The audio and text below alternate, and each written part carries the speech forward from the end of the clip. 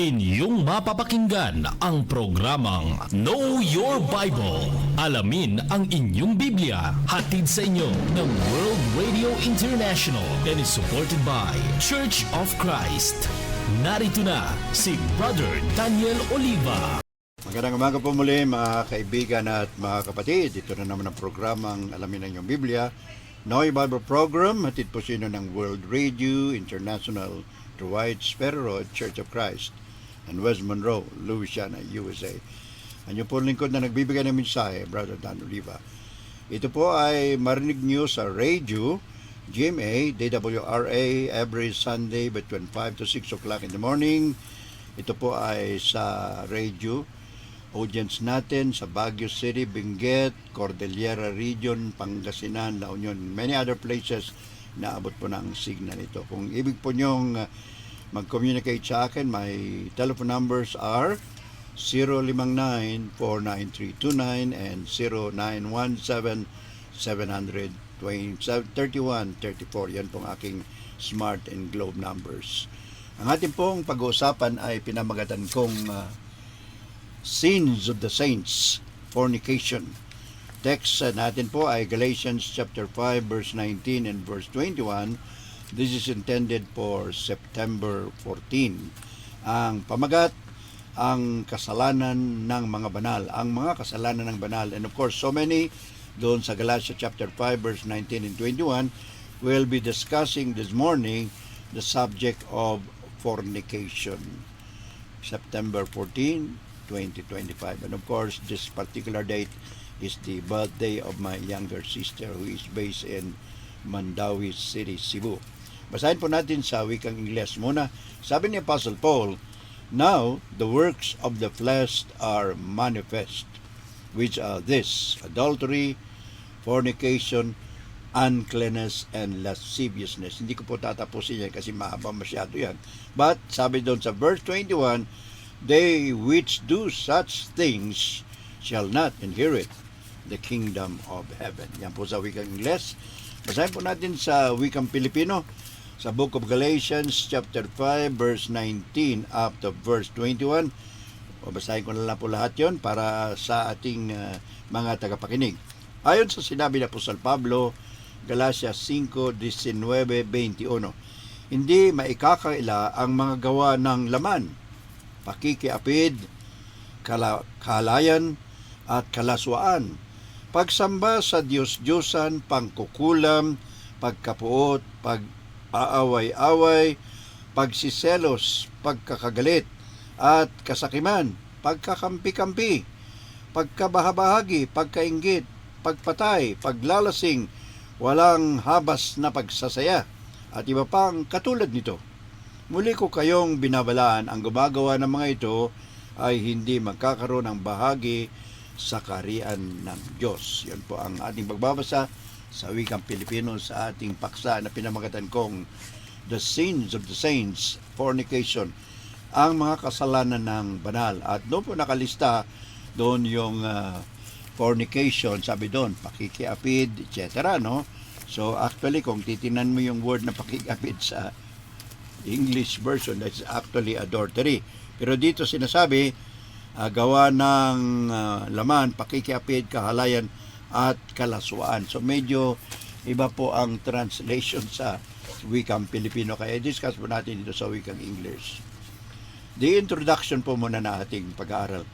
The Apostle Paul wrote this epistle to the churches of Galatia about 48 to 50 Anno Domini before the so-called council in Jerusalem. So nung sinulat po ito ni Apostol Pablo sa mga iglesia sa Galacia, mga taong 48 hanggang 50 Anno Domini or in the year of the Lord. At ito po ay nangyari, kung babasahin nyo yung aklat ng mga gawa, Kapitulo 15, nagkaroon po ng pagpupulong doon ang mga apostoles at ang iba pang mga pangulo o leaders ng iba't ibang lokal na congregation ng iglesia ng ating Panginoon sa Jerusalem at sa ibang pook. Ang kanila pong pinag-usapan doon ay kung baga ang mga hintil na Kristiyano ay dapat sumunod sa batas ng Hudyo. So yun po yung Jewish Council. At of course, napagkasunduan nila doon na ang mga Gentile Christians ay wag daw kumain ng dugo, wag sumamba sa mga Diyos-Diyosan at mamuhay ng banal. Hindi na po kailangan na sundin ang lumang tipan, especially po ang Ten Commandments na ibigay ng Panginoon Diyos sa mga Israelitas. So sa ating pong discussion, sa ating pag-aaral na ito, Jewish Christians were swaying them to observe the Old Testament law. So yung mga Kristiyano na mga Hudyo, gusto nila yung mga hintil na mga Kristiyano ay sumunod sa batas ni Moses, lalong-lalo na yung pagtutuli or ang circumcision at ang pagtupad, pagsunod sa 10 kautusan or the 10 Commandments, and sometimes it's called the Decalogue. So sa pag-aaral po na ito, we will be discussing 4 things. Number 1, the sin of fornication defined and examined. So bibigyan natin ng kahulugan yung salitang fornication at saka i-examinin po natin, titinan po natin yung mga different aspects niya. Number 2, what was the Roman law and the Jewish law on fornication? So dapat alam din natin yung batas ng mga Romano at pati na rin yung batas ng mga Hudyo nung kapanahon na yon. Number 3, modern day Christians view all fornication. Ano naman ang paningin ng mga Kristiyano sa ating kapanahunan tungkol sa kasalanang fornication, o sabi nila Tagalog, pakikiapid. Actually, that's not a very good translation. Number 4, what are the consequences and penalties of fornication? Ano po ang mga parusa at mga resulta ng kasalanan na tinatawag nating fornication o sa English, sa Tagalog, pakikiapid. Now, let's go to our discussion. If you have not yet subscribed to this channel, we would like to encourage you to subscribe to our channel. Libre naman po. And of course, para kayo po ay mabigyan ng notification when we have a new video every week. So sa YouTube po, usually we start this Friday, at of course sa radio, sa Sunday po ito. Let's go to the definition of fornication. Fornication po sa English, sabi dito is consensual sexual intercourse between a man and a single woman who are not married to each other. So yung sinatawag na fornication sa wikang English, sa Tagalog, pakikiapid, ang nakalagay doon, ay relasyon ng isang lalaki at isang babae bilang mag-asawa, bagamat hindi pa sila kasal. So hindi pa sila kasal, ang kanilang pagsasama ay parang mag-asawa na. So yun po ang ibig sabihin ng salitang fornication. So pag may nagsasama na hindi kasal, isang lalaki, isang babae, hindi pa kasal, pero nakatira sila sa isang pamamahay na parang mag-asawa, yun po ay ang salitang pakikiapid or sa English, fornication. Simply, brothers and sisters, it is sex outside the bounds of marriage. So, pag relasyon, sexual na relasyon ng dalawang tao, isang lalaki at isang babae, sa mga hindi pa kasal, walang sagradong kasal. Now, what are the key aspects of fornication? Ano po yung mahalagang bagay na pag-uusapan natin? Number 1, unmarried partners or two individuals who are not legally married. So, kailangan may lalaki-babae na nagsasama, hindi naman sila kasal. Number 2, it should be consensual. Ibig sabihin, consensual means voluntaryo. Mayroon ka silang kasunduan na magsasama sila, magkakaroon sila ng relasyon bilang mag-asawa, subalit hindi pa sila kasal. So yun po yung tinatawag nating voluntary, consensual. Nagkasundo sila. Magsama lang sila bilang mag-asawa kahit hindi sila kasal. In the religious text, fornication is considered a form of sexual sin or immorality. Of course, sa Biblia, kung titingnan natin yung salita ng Panginoon Diyos, ang tawag nila sa kasalanan ito ay immoral. Immoral means hindi aprobado ng batas ng Diyos at hindi naman batas ng tao. Well, fornication refers to sexual misconduct encompassing any sexual activity outside the marriage, including premarital sex and prostitution. So pag sinabi nating fornication, relasyon ng dalawang tao, isang babae, isang lalaki, nagsasama sila yung walang kasal at bilang mag-asawa. Pero kasama po dyan sa term na fornication na wing English, yung premarital sex. Hindi sila nagsasama, mag-boy sweetheart lang, boyfriend, girlfriend, pero nakakaroon sila ng tinatawag nating sexual relationship o turingan na bilang mag-asawa. Pati na rin yung tinatawag nating sa English na prostitution. Yung lalaki, magbabayad sa isang babae, magkakaroon sila ng tinatawag na relasyon bilang mag-asawa. Kasama po yan dyan sa termino na fornication, premarital sex, and of course, prostitution. Well, the word prostitution, brothers and sisters, came from the Greek word porneia. Kaya nga may salita tayong pornography. Grabe, the writings of harlots. So fornication comes from the Greek word porneia, is engaging in sexual acts outside of marriage and is sin against God's design and against one's own body. So ito po ay bawal at laban sa kagustuhan ng Panginoon Diyos, kasi ang gusto ng Panginoon Diyos, lalaki at babae magsasama, maging isa bilang mag-asawa. Yun po yung unang purpose ng paggawa ng Diyos ng babae at lalaki, na sila ay magsama. Katulad ni Eva at ni Adan doon po sa Garden of Eden. At mismo ang Panginoon Diyos ang sinabi nating nagkasal sa kanila. Sabi pa rin ni Apostol Pablo sa 1 Corinthians, the sin of fornication is a sin against the body. Kasalanan daw sa ating katawan. Siyempre, bakit katawan? Siyempre, kapag nagkaroon ka ng relasyon sa isang babae na kahit hindi mo siya asawa, kakasala ka sa iyong sariling katawan. Kasi ang katawan natin, kung tayo na po ay Kristiyano, tayo na po ay binili ng dugo ng Panginoong Jesucristo. Hindi na natin pag-aari ng ating sarili, at ang dapat na manirahan sa atin ay ang banal na Espiritu Santo. Pero kung tayo ay patuloy na gumagawa ng kasalanan tinatawag nating fornication, yan po ay kasalanan laban sa ating physical na katawan, sapagkat ang ating katawan, kung tayo ay Kristiyano na, ay nabili na ng Panginoon Diyos at hindi na pag-aari natin pati ang ating sariling katawan at kaluluwa. Pag-aari na po tayo ng Diyos. We are slaves of God, we are servants of God, we are owners, we are owned by God.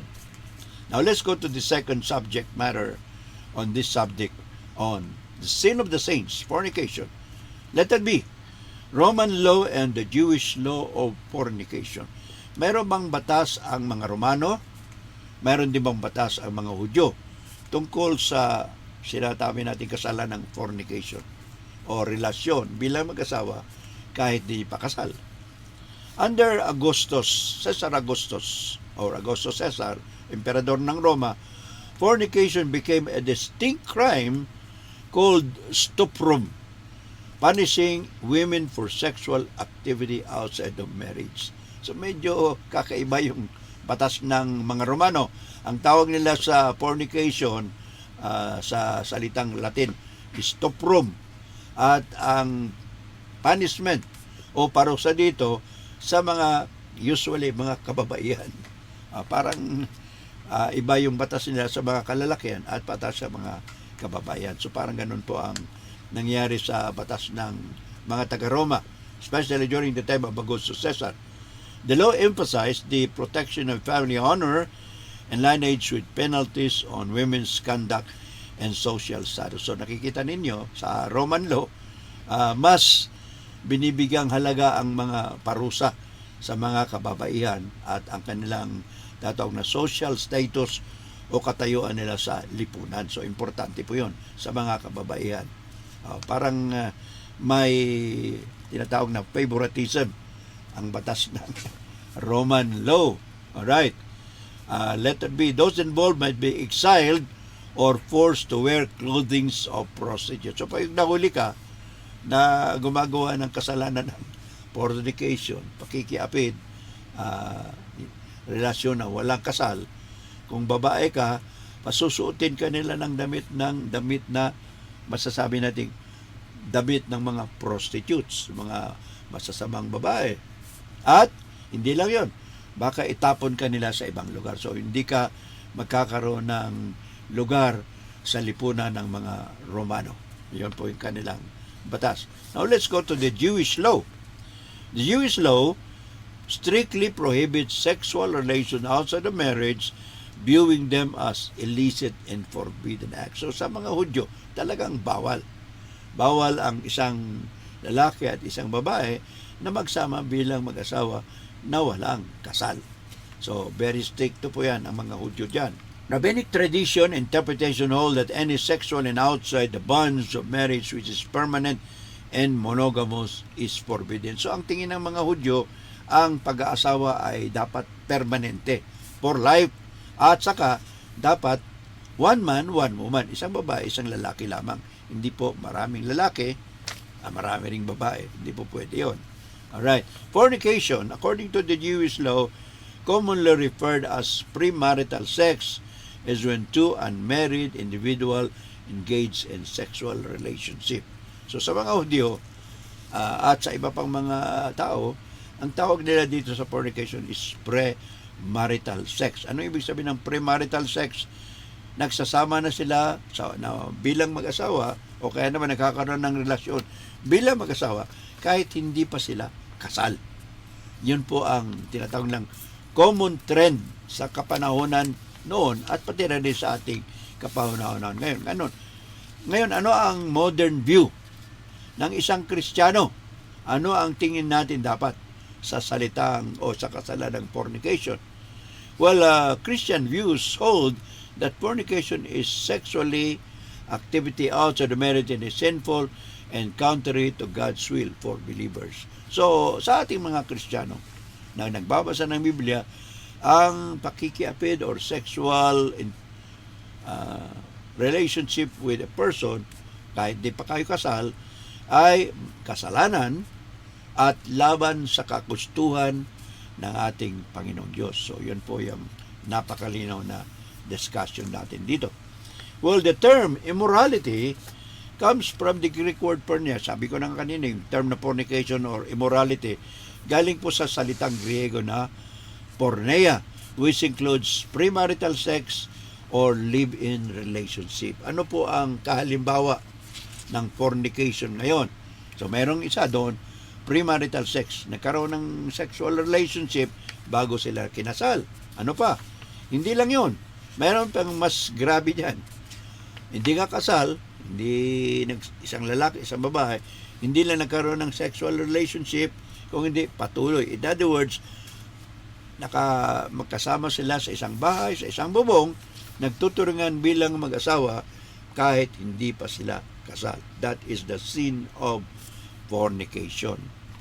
Alright, so sex before marriage and other forms of sexual misconduct are outside of the marriage conduct. So that's another definition. Well, ang tanong, when did fornication become normal even among Christians? Naging normal na raw ang kasalanang fornication o pakikipid kahit sa mga Kristiyano, whether in the Philippines or in other countries. Parang gano'n ang statistics, ano? Well, statistics, pag sinabi natin census, nagkaroon po ng census at sa kanilang findings sa census, 70% of the population had sex marriage. Ano ibig sabihin? Nagkaroon sila ng survey, 70% ng nasurvey, kung wala ba 10, ang 7 roon, nagkaroon na ng tinatawag na sexual relationship even before marriage. Ganun pong ibig sabihin ng 70%. Kung 100, 70 nagkaroon ng sexual relationship bago sila ikinasal. Yan po yung statistics. Well, justifying, they would say, that's normal and common. Pag may nagtanong, bakit kayo nagsasama bilang mag-asawa? Hindi pa naman kayo kasal. Well, ang sagot ng karamihan daw, normal lang at common na. In other words, everybody seems to be doing it. Bibihira na lang yung mga kinakasal. Actually, kung sa survey na ito, 30% yung kinakasal, 70% nagsasama walang kasal. Alright. Anong sabi po ni Apostle John? John chapter 1, First John chapter 2 verse 15 and 16. 1 Juan 2:15-16. Ano sabi ni Apostle Juan? love not the world, neither the things that are of the world. For the things that are of the world is lust of the flesh, the lust of the eyes, and the pride of life. These are the things of the world, and these are not the things of God. So, sabi ni Apostol Juan, huwag daw mahalin ang mundo. Ano yung bagay na dapat huwag nating mahalin sa mundo? Ito yung kasalanan ng fornication. Sa mundo po yan. Sa mundo na ito. Hindi po yan kautusan at batas ng Panginoon Diyos, at dapat, sabi ni Apostol, dapat iwasan. Subalit, ang gawain na ito, this practice has invaded the Lord's Church today and is being tolerated. Hindi ko lang alam sa ibang bansa, pero nakikita po sa ating bansa, sa Pilipinas, ito po ay nangyayari. Kahit sa loob ng Iglesia ng Panginoon, at merong ganong mga membro nagsasama, nag-a-attend ng worship services, at parang tinatanggap na ng lipunan. Lalo na ng mga membro ng iglesia, parang pinapabayaan lang. Pabayaan mo, bahala sila, problema nila yan. Parang ganon. Siguro mayroon din kayong alam, sa lahat, sa mga lugar po na napunta, kung may mga ganon, na ganong situation, nagsasama, hindi naman sila kasal. Hindi ko nababanggitin yung mga lugar. Pero mayroon po na nangyayari sa Pilipinas at marahil sa ibang bansa, hindi ko nababanggitin. Alam ko na alam nyo rin na may mga ganyang pangyayari sa loob ng iglesia ng ating Panginoon. I will repeat what I said. This practice has invaded the Lord's church today and is being tolerated. Ano pong ibig sabihin ng being tolerated? Being tolerated means wala pong ginagawa ang mga miyembro, wala pong ginagawa ang mga namumuno, nangunguna sa loob ng iglesia. Parang pinababayaan. Tinatanggap lang sila, nagsasamba sila, nagko-communion, nagkakantahan. Parang walang pangyayari na ganon. In other words, normal, common. So pag normal, common na, parang tanggap na. But do you think, brothers and sisters, does the Lord approve that? Yun po ang katanungan natin. Now let's go to the last part of our lesson. Consequences and penalties of fornication. Ano po ang resulta at ano naman po ang kaparusahan ng kasalanang fornication, or sometimes tinatawag nila sa Tagalog na pakikiapid. Well, they vary greatly depending on the legal, religious, and cultural context. So, ang penalty o punishment depende po sa lugar, depende sa legal, religious, and cultural content of the group or the country. Well, in other places, pag nahuli ka nakikiapid or fornication, there will be flogging, yung papaluin ka. Sa Jewish law, 45 or 39 stripes yun. Pero sa Jewish law, yung babae na nahuli na caught in doing adultery or fornication, ang penalty po ng mga Hudyo sa Israelite nation, batas ni Moses, dapat po batuhin yon hanggang mamatay. At hindi lamang yung babae, pati po yung lalaki. So yun po yung death penalty nila. Death by stoning. Doon pa sa Biblia, sa chapter 7 ng Book of Acts, mayroon pong lalaki doon, si Stephen. Hindi po siya gumawa ng fornication. Siya nangaral siya, at yung kanyang leksyon ay medyo natamaan yung mga Hudyo na mga leaders, mga Pariseo. Pinagbabato nila si Stephen hanggang sa mamatay. Yun po ay kwento doon sa Acts chapter 7. Now, so gano'n po ginagawa ng mga Hudyo. I do not know kung ginagawa pa nila ngayon yan. Consequence can be social and familial. So yung consequence, yung resulta, pwedeng social, nakaka-apekto sa lipunan, kaka-apekto din sa pamilya. Reputational damage, siyempre nasisira yung reputasyon o karakter, yung pagkakakilala sa isang tao. Consequences of fornication can be social and familial. One of the consequences na binanggit natin kanina is the damage on the reputation, yung pagkakakilala sa involved na mga tao, lalaki man o babae, masisira po yung kanilang reputasyon o pagkakakilala sa kanila. Number 2, it could also result in forced marriage. Mapipilitan silang magpakasal. kahit hindi pa sila ready o handa, dahil na-discover na ganun pala ang kanilang ginagawa, nagsasama sila bilang mag-asawa, pero hindi pa sila kasal. So, ang mga magulang, sasabihin nila, dapat pakasal kayo. So, nagkakaroon po ng ganyang resulta. Forced marriage. Another, number 3, negative impacts on family stability. Ano po yung negative impacts? Yung magkakaroon ng epekto sa pamilya. So, marahil, hindi pa sila handa, both sides, father and mother, babae at lalaki, hindi pa sila handa sa gastusin. So, ang mangyayari, halimbawa, nag-aaral pa silang dalawa, ang mangyayari, hindi na sila mag-aaral, kakaroon na sila ng anak. So, mamumuhay na sila bilang mag-asawa at sila po ay mga bata pa. Kung minsan, 16, 18. Meron kang alam doon sa ibang lugar, meron pang nag-asawa, yung hindi naman nag-asawa pero nagsasama sila, live-in. Ang bata, ang babae, 14 years old, yung lalaki 18 o something like that, ano? So, ganun po ang nangyayari. Inheritance rights for children born outside of marriage. So, ito po isa pang problema.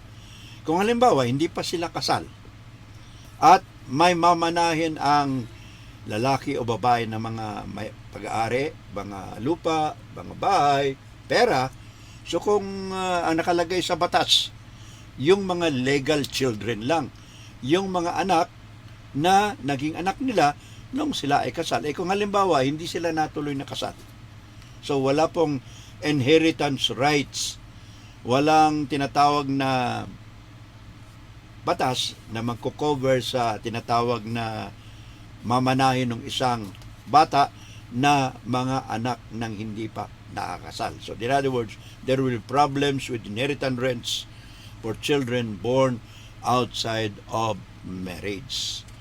Alright. Number 3, fornication could also lead to negative outcomes or negative na mga resulta. Ano yon? Broken relationship. Kumisan, ano pong ibig sabihin ng broken relationship? Yung lalaki at babae, dahil napilitan lang, so sa halip na magsasama bilang mag-asawa, yung nangyari kumisan, nakakahiwalay. Pati na rin yung mga partido, lalaki at babae, yung mga magulang, dahil kumisan magkakaibigan, nakakasamaan din ang loob. So mayroon pong tinatawag na broken social or religious relationship. Number 2, under that, there will be social shame. Malaking kahiyan. Especially kung ang babae nabuntis na at yung lalaki naman ayaw pananagutan at kumisan tumatakas pa. Ayaw ko yan, hindi ko anak yan. Baka ibang lalaki yan. Ganun po ang nangyayari. In other words, unwanted pregnancies. Buntis na yung babae. Kasi hindi naman talaga nakaplano. So, anong mangyayari? Kuminsan kawawa yung bata na ipapanganak, kuminsan ipamimigay, kuminsan papatayin o itatapon na lamang. So, ganun po ang nangyayari. At marami tayong mga balita na may natatagpuan na mga batang buhay pa kuminsan, itinapon ng mga magulang, o kuminsan naman ay patay. So, yan po ang resulta ng tinatawag nating unwanted pregnancies. Ano pa? Sexually transmitted diseases or infection. Halimbawa, hindi naman nagpapakonsulta sa doktor. Hindi nila alam kung tama ba o mali. So makakaroon po ng mga sakit at pwedeng mahawaan ng isa, lalaki man o babae. At siyempre, pati na rin kumisan yung bata. Kaya po nakakaroon ng tinatawag nating deformed children. May mga bata ay pinanganak, ang paa ay baluktot, ang mga kamay baluktot, ang mga ilong ganon. So yun po ay resulta ng tinatawag nating sexually transmitted infection or diseases. Mga sakit na nanggagaling po sa pakikipagtalik sa lalaki man o sa babae. And of course, alam natin, from the Bible, the sin of fornication is a separates a person from God. Nahihiwalay ka sa relasyon mo sa Panginoon. Binasa natin kanina doon sa Galatians chapter 5 verse 19 hanggang 21. Sabi ni Apostol Pablo, they who do such thing will not inherit the kingdom of God. So ano pong ibig sabihin ng will not inherit the kingdom of God? Sometimes these people are members of the Lord's church. Hindi po yan ang ibig sabihin. Pag sinabi ni Apostol Pablo, shall not inherit the kingdom of God, yun yung kaharian sa langit. Hindi ka mapapasok sa kaharian ng Panginoong Diyos doon sa kalangitan. Pwede kang miyembro dito sa iglesia na lokal, tinatanggap ka ng mga miyembro, parang walang anuman. Subalit, sabi ni Apostol Pablo, Galatians 5:21, they who do such things shall not inherit the kingdom of God. Ang ibig sabihin, hindi ka pahihintulutan makapasok sa langit. And of course, alam natin yung resulta. Kung hindi langit, siyempre, impyerno. Ano po sabi ni Haring Solomon? The sin of fornication endangers the physical body. Katulad ng sinabi ni Apostol Pablo doon sa 1 Corinthians chapter 7 and of course other chapters, fornication or the sin or sexual sin is a sin against the body. Bakit? Kasalanan sa ating physical na katawan. Bakit? Kung tayo po ay Kristiyano, binili na tayo ng sariwang dugo ng ating Panginoon. So, tayo po ay pag-aari na ng Panginoon. The Holy Spirit dwells in us. And when we commit such kind of sin, sexual sin, fornication, nakakasala po tayo sa katawan nating physical, nakakasala pa rin tayo sa spiritual na katawan ng Panginoon Diyos. At yun po ay ang Iglesia. The sin of fornication also damage the emotions of man. Chapter 32, Psalms 32 verse 3 and 4, sabi ni Haring Solomon o Haring David, ang sexual immorality or fornication ay nakakaapekto po sa ating emosyon. Ano ang ibig sabihin ng emotion? Siyempre, pag hindi secured ang isa, lalaki man o babae, hindi talaga kayo sagrado na nagsasama, hindi kayo with the blessings of marriage, you're always stressed. Palagi kang natatakot. Baka mahuli ka ng mga kamag-anak, malalaman ng mga kaibigan mo, etc. Lalo na pag nagkaroon na ng resulta yung pagsasama niyo. Halimbawa, nabuntis yung babae. So there is always a effect on the emotion of both sides, man and woman. So kung hindi po stable emotionally at makakaroon ng mga anak, meron pong epekto yun sa mga bata. And so, what is the best advice that we can give to our brothers and sisters na may alam sila na ganitong pangyayari? O kaya naman, mga kapatiran, mga miyembro ng Iglesia ng Panginoon na engage in this kind of sin. Ano sabi ng Biblia? Well, sabi ni Apostle Paul, sa ating pong pagtatapos, sabi ni Apostle Paul, Romans chapter 12, verse 1 and 2, sabi ni Apostle Paul, Christians must not be conformed to this world. Be not conformed to this world, but be transformed by the renewing of your mind, that you may know what is the will and the perfect will of God. So dapat baguhin natin yung ating pag-uugali, pag-iisip, at huwag tayo umayon sa kagustuhan ng mundong ito. Yun po ang ibig sabihin ni Apostle Paul sa Romans chapter 12 verse 1. Be not conformed to this world, but be transformed by the renewing of your mind, that you may do what is the will, perfect will of God. Okay, yun po sabi ni Apostle Pablo sa Romans chapter 12 verse 1 and 2. Ano pa? Ano sabi ni Apostle Paul? 1 Corinthians chapter 6 verse 18. Napaka-linaw. Flee from immorality. Lumayo kayo sa immoralidad. Lumayo kayo sa pakikiapid, sa kalaswan, sa kahalayan, sabi ni Apostle Pablo. And one of them, of course, is fornication. Ang pagsasama ng isang lalaki at isang babae na walang blessings ng kasal. Meron pong mga excuses ang iba dito. Sabi nila, brother, wala pa po kaming panggastos para sa marangyang kasal. Hindi na po kailangan panggastos sa marangyang kasal. Kasi pati sa judge, pati yung mga mayor, pwede magkasal lang kahit walang gastos. Mayroon akong alam na mayor, yung 500 na dapat bayad sa kanya. Sabi na, wag na kayong bayad. So, sabi ni Apostol Pablo, flee from immorality. Lumayo kayo, lalo na po yung mga mapupusok na mga kabataan. Sabi ni Apostol Pablo sa 1 Corinthians chapter 6, verse 19. At sa panalangin ng Panginoon, the sample prayer of Christ in Matthew 6:13, ano sabi ni Kristo? Lead us not into temptation, but deliver us from the evil one. Ilayo niyo po kami, Panginoon, sa masama o sa tukso at lalo na sa masama. So, kailangan manalangin tayo. Prayer will help us avoid the sin of fornication, sin of adultery, at lahat ng klase ng kasalanan with regards to morality. And of course, 2 Thessalonians chapter 2 verse 3, chapter 3 verse 3, ano po sabi ni Apostol Pablo? Let the Lord establish you and keep you from evil. Hindi po natin kaya, mga kaibigan at mga kapatid, na labanan ang tukso. Kailangan natin ng tulong ng Panginoon, ang tulong ng Espiritu Santo. Kaya sinabi ni Apostol Pablo dito sa 2 Thessalonica chapter 3 verse 3, let the Lord establish you and keep you from evil. And of course, sa ating pong pagtatapos, to be able to avoid the sin of fornication, kung halimbawa kayo po ay natutokso, ibig niyong maging banal sa harap ng Diyos, na huwag nating mabigyan ng tinatawag na kalungkutan ng ating Panginoon Diyos, you have to do the following. If you are still in that kind of sin, halimbawa, Kristiyano ka na, kung hindi ka pa Kristiyano, you have to believe in Jesus and be baptized to be saved, para maligtas, hindi lamang sa tukso dito sa mundo, kundi maligtas ka hanggang sa katapusan para ikaw makapasok sa kaharian niya sa kalangitan. And of course, sa mga gumagawa nito, miyembro na kayo ng iglesia, hindi pa rin kayo nagsisisi. Ano sabi ni Apostol Pedro, 2 chapter 2 verse 38 ng Book of Acts, Gawa 2:38, magsisi kayo at magpabautismo sa kapatawaran ng inyong mga kasalanan at tatanggapin ninyo ang kaloob ng Espiritu Santo. Only the Lord can help you, brothers and sisters. At kailan pa? You might have been doing this many years, many days, many months. So kailan pa ang araw ng kaligtasan? Sabi ni Apostol Pablo, 2 Corinthians chapter 6 verse 2, now is the acceptable time. Ngayon ang panahon na tinatanggap ng Diyos. Today is the day of your salvation.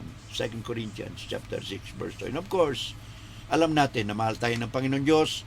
Kaya sabi ng Panginoong Jesucristo sa Matthew 11:28-30, come unto me, all ye that labor and are heavy laden, and I will give you rest. Take my yoke upon you and learn of me, for I am meek and lowly in heart, and ye shall find rest unto your souls. For my yoke is easy and my burden is light. Lumapit kayo sa akin, kayong mga nabibigatan sa kasalanan, sa problema. Kayo ay bibigyan ko na kapahingahan, sapagkat ang aking pabigat ay magaan lamang, at makakatagpo kayo ng kapahingahan sa inyong mga puso't kaluluwa. Manalangin po tayo, mga kaibigan at mga kapatid. Panginoon namin, marami pong salamat sa mensahe. Nawa ito po ay nakatulong sa aming mga kapatiran, sa aming mga kaibigan, kakilala, at sino pa man nakarinig ng ebanghelyo na ito. Kung kayo po ay nariyan sa kasalanan yan, pakikiapid, the sin of fornication, nagsasama kayo bilang mag-asawa na walang kasal, panahon na po na wakasan natin ang gawain na yan. Lumapit tayo sa Panginoon. Salamat sa tulong ng Panginoon, sa kanyang kaligtasan. Salamat sa banal na Espiritu. Pasalamat din tayo sa ating mga sponsors, ang World Radio International, sponsors natin sa San Fernando City, Pampanga, kapatid na Rico and Sister Sally, kapatid na June and Sister Rose ng Talasco of Ontario, Canada, kapatid na June and Sister Dina Kaugiran of Metro Manila, kasama po dyan si Sister Yasmin, kapatid na Nards and Bibing Tuanyo dyan po sa Dao Capiz, kapatid kasama si Grace, si Arvin, at of course si Romel, my Sister Evelyn in Cebu, and the son Neil Imperado, Mike, and the rest of the Imperados, mga kapatiran sa Pangasinan, Brother Ed, Brother Greg and Sister Luz Manuel, Brother Jonathan and Sister Annalyn Ramos of Pangasinan, kapatid na June at Sister Tess dyan sa Cabanatuan City, and of course mga kapatiran sa Jeddah, sa Golden Gate Congregation, Brother Art Madlaing, James Kitoriano, John Jeffrey, and of course kasama dyan si Brother Edwin Bacani. Maraming po salamat. God bless us all, and may the Lord guide us and bless us and forgive us of our sins. For we pray all of this in the name of our Lord Jesus Christ, our Lord and Savior. Amen. Praise the Lord, for He is glorious. Never shall His promise fail. God is victorious. Sin and death shall not prevail. Hallelujah.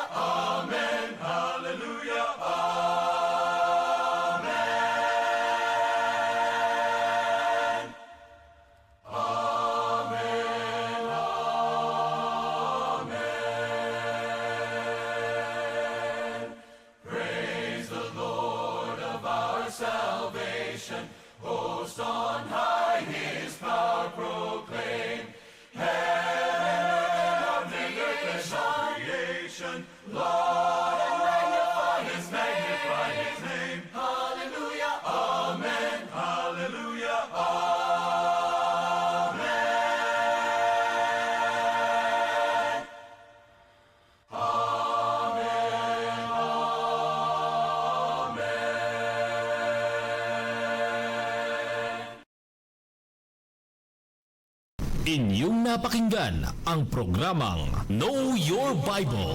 Alamin ang inyong Biblia. Hatid sa inyo ng World Radio International and is supported by Church of Christ.